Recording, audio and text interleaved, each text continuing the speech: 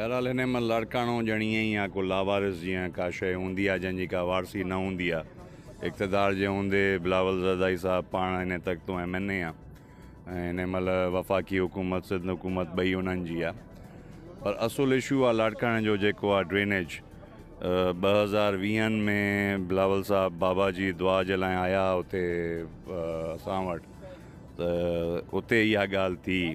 उन महिल ई मां निशानदेही कई त उहा रिकॉर्ड ते मौजूदु आहे त लाड़काणे जो असुल जेको मसइलो आहे उहो ड्रेनेज आहे।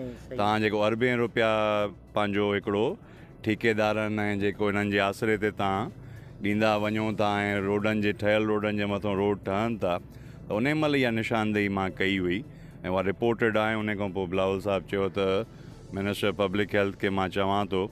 मिनिस्टर साहब आयो पर उन्हनि ठेकेदारनि सां मिलियो ऐं हलियो वियो ऐं का बि उन जी जेका आहे सो तदारुक न थियो।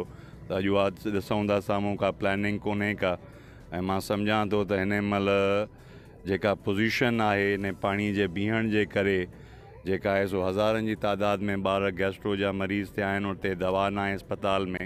हे टोटल जो टोटल फेलूअर आहे। इक़्तिदार जे 15 साल खां पोइ जे असां शहर जी ड्रेनेज बि न ठाहे सघूं ऐं असां जेको आहे सो अस्पताल में ॿारनि जे लाइ दवा बि मुहैया न करे सघूं, त पोइ मां सम्झां थो शर्म जो मुक़ाम आहे हुक्मराननि जे लाइ, इक़्तिदार धड़नि जे लाइ, जो पंहिंजे बचनि खे असां दवा ऐं माण्हुनि खे पाणी जो साफ़ु पीअण या जेके गंदे पाणी को असां न छॾाए सघूं।